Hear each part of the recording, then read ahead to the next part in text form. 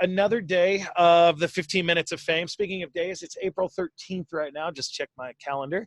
And I have got Sean Hanagan with me here today. Sean Hanagan has been a sort of like a longtime friend, a longtime sort of colleague in the world of skiing, discussing gear. Sean is sort of like a gear nerd, so anytime you get around him, just know that you don't know as much as he does. It's just something you got to accept. And it's all good. Sean has been living in the Vail and sort of like Beaver Creek area most of his career and life, as far as I've known him. Started as, a school teacher in the area, went on to do some city government, now into general managing a ski and bike shop locally in Edwards, which has brought us to the question, what is it like to be Sean Hanagan, a community member in a ski community that happens to be a very hot zone during this coronavirus, and how does a business cope and survive and look to the future in 15 minutes? Sean, take it away, brother. Thanks, Goldie. Great to see you. Yeah, we've known each other, about 18 years now. We met up here in Edwards. So as you said, when I first got here, I was a school teacher. I was a science teacher locally. And just at one point decided 13 years in that I needed a break. Took a break for a year. Went to go work as a land use planner for Eagle County. And that year turned into 12 years. At that 12-year mark, I was getting kind of itchy. I tend to get itchy career-wise after about a decade or so. And a good friend of mine owns a local ski and bike shop here in Edwards called The Kind Bikes and Skis. And he bought it 3 years ago. And he started joking about having me come work for him. And one of my goals was, as I was getting older, was to simplify my life, take away some of the stress, bring back some joy, and start working in a place where, it was something that brought joy to me every day. And we talked and talked and talked, and it became more and more serious. And then an offer hit the table, and I talked to my wife, and we talked it through, and Kelly was thumbs up. And so I'm 7 months in now to being the general manager of the Kind Bikes and Skis. And as you said, it's been a really interesting time. Early winter was fairly normal, me getting used to what it's like to manage a store and people. And I've managed projects before, but this was my first foray into really managing an organization. But then, of course, we had an outbreak of the coronavirus. And Eagle County, even though you would think Vail and Beaver Creek we're small, we're quiet, you would think it would be a safe haven, but it turned out it wasn't. Obviously, we have a lot of international travel, and I think we were introduced to the virus fairly early, and we became a hotspot, which became very interesting for local businesses. And at first, it was kind of a small buzz, not sure what to do. I remember skiing Beaver Creek on the 16th of March, and at the end of that day, my phone buzzed, and I got a message from corporate Vail that they were shutting down, and that was that day. No longer were they going to be running. They were going to do it for a short period of time, but as we know, it ended up being a long period of time. But within a few days, restaurants started to follow suit. A lot of Vail started to close down. Some of my friends with local businesses started shutting their doors. And so we became pretty worried at the Kind about what we were going to do. Luckily, one of my close friends works on Jared Polis's cabinet as Health and Human Services Director. And I started speaking to her about how we should handle this, being safe, what protocols should we use to maintain business until they tell us that we can't. And we all agreed as a business that we were going to do that, provide that service. And at some point, Polis came out and said that we were on basically, stay-at-home orders. Mm-hmm. And that meant businesses needed to shut down. Essential businesses were restaurants, grocery stores, pharmacies, doctor's offices, and then, by the grace of who knows, bike shops got determined as critical for the infrastructure.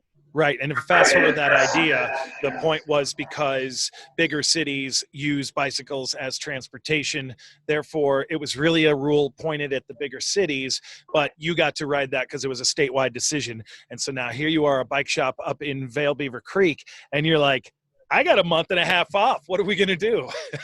Well, it was a little challenging because we did have to put some people on unemployment. We cut back a lot of schedules. But we were already, when the order came down, we were already using protocols that were appropriate for the current requirements, which was good in terms of exposure to our staff and, of course, exposure to the public, which was a big concern for us. Well, yeah, because as we know, the virus, it lives on metals better than most. And so you guys are working around that all day. You're sanitizing, you're wiping things down.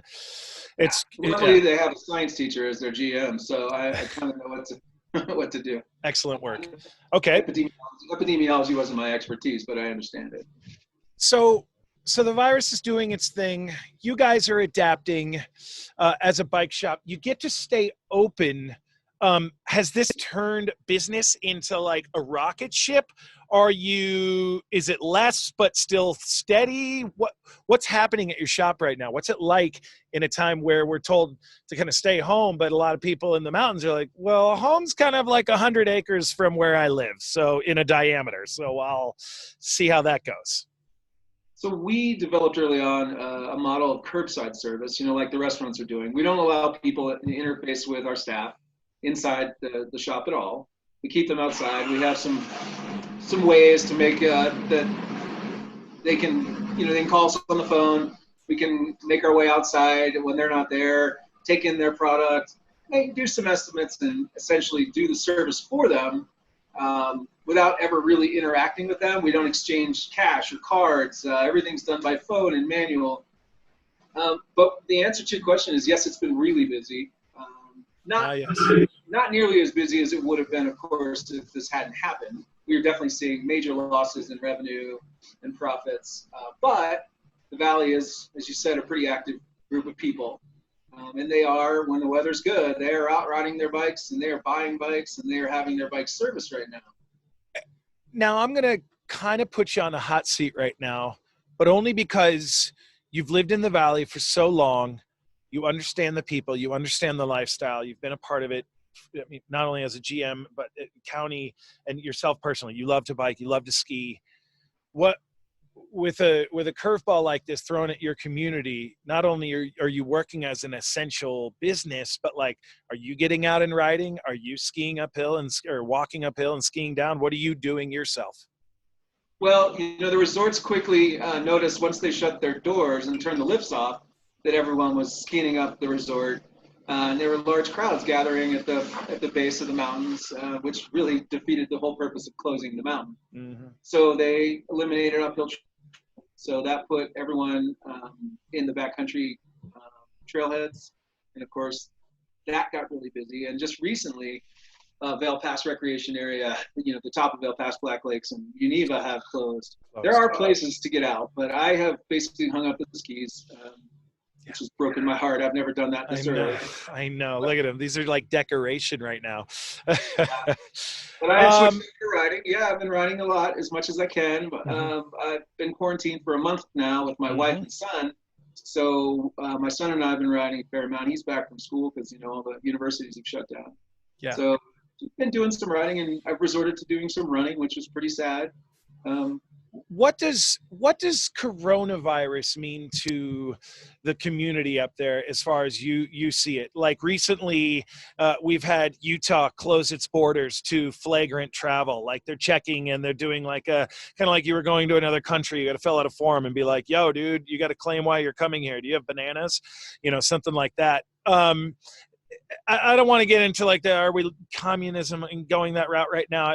I think we spoke about before, it's more about just it's a moment thing. We weren't doing it before. We're just doing it to just try and like calm down with all this stuff. And it's because we're taking this thing seriously to an extent where it's like, well, none of us have really COVID-19 before, right? And you guys are like a hub of international travel. Due to the conversations of when this darn thing showed up, was it here last year around June? Maybe. And of course you guys, because the way it scientifically travels, it lives on metals better, and you guys are getting people from China and from Australia and from Spain, and they're coming from everywhere. So of course you guys are going to be a hot spot.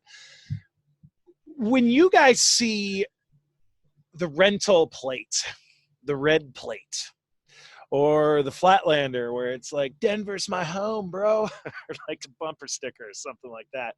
What does that make you? What does that make you feel like right now on April 13th, one literal month since I had my last day of skiing? Well, I'm sure all the communities feel the same way in that we're trying to just protect ourselves. And we realize that there is no value currently in travel and taking from what is a hotspot, a community infected hotspot, and taking ourselves to other places and possibly contaminating or spreading the virus somewhere else. And I think we expect the same of everyone else. There was a period early on where you were starting to see people that were coming up here. The weather was good. They were bringing their road bikes up from Denver and riding. And then I think quickly, once everything closed its doors, people started to realize, one, there's no attraction other than, what the normal attraction is kind of gone. And two, they started to realize the seriousness of transmitting the disease into another community. So I don't think we're any different than any other community. We want people to stay away for now. I mean, we haven't done anything drastic like some of the other counties requiring you to be a local resident, like Crested Butte has done. But I think we're at that point where we're just trying to hunker down, protect ourselves, and not have anyone come in and make it worse for us. Sure. So okay, then here's a fun question, maybe not so dramatic. Is, as a bike shop right now, are you having, well, you're in transition, right? Like, it should be mud season or the end of the ski season. So really right now, people should be in a skiing mind, but really they've just kind of said, well, it's kind of done because no lifts are turning and few people are walking up and coming down. So really people are just like, all right, let's hang up the skis, get the bikes. Are you seeing a positive turn of not only just customers, as we've already discovered, but more like people are becoming more intuitive with the tools that, like, are you teaching people how to build bikes? Are you getting an opportunity to like spread the knowledge of what a bike shop can do for its customer right now? So typically our community outreach includes all of those things. I mean, we host events constantly to try to engage our community, to try to educate our community, and try to empower them too. Unfortunately, because of social distancing and the situation that we're in now, none of those things are really happening, and we don't have the ability to bring someone into the shop to show them, how to fix what we're fixing or what subtleties we're using to make this work really great. We just don't have the opportunity, so that's been a little different for us. And I'm hoping once this settles down, whenever that is, it will certainly get back to our community investment. But right now we're sort of strapped. We can't do that. If you guys want to start a bike shop podcast, I know a guy. Sean, so we talk a lot about the shop. We talked about what it's like to be in the mountains at this time, April 13th, 2020. We've got about 30 seconds left in this interview. So why don't we talk about the specifics of your shop, your name of your shop.com, when people can find you, especially right now, where you're located, all the things. Give us the information on The Kind and take it away. So we're The Kind Bikes and Skis, and we're in Edwards, Colorado. We do have a website. It's thekindbikesandsskis.com. What's interesting now is we just launched an e-commerce portion of our website. So you can now go onto our website, do a search for whatever it is you're looking for. You see us, you click on our webpage, and we show what we have in inventory and the cost, and you can purchase it from us. We can ship it to you, or you can come pick it up at the store. So that provides us some sales that we wouldn't normally have, because of what's going on currently. But that would be a great opportunity for you to support a local business. And Goldie and I were talking a little bit about how, there's a lot of injury to local businesses, and a lot of them are suffering a great deal. And this is a great time and a great opportunity for you to think about how you can support those businesses that you love. Everyone has a different opportunity, whether it's getting carry out from your favorite restaurant or buying gift cards, or using services like the ones we have available to our customers, and just helping those shops stay alive, because this is the implications aren't just they might be closed for a couple months. The implications could be bigger. Yeah.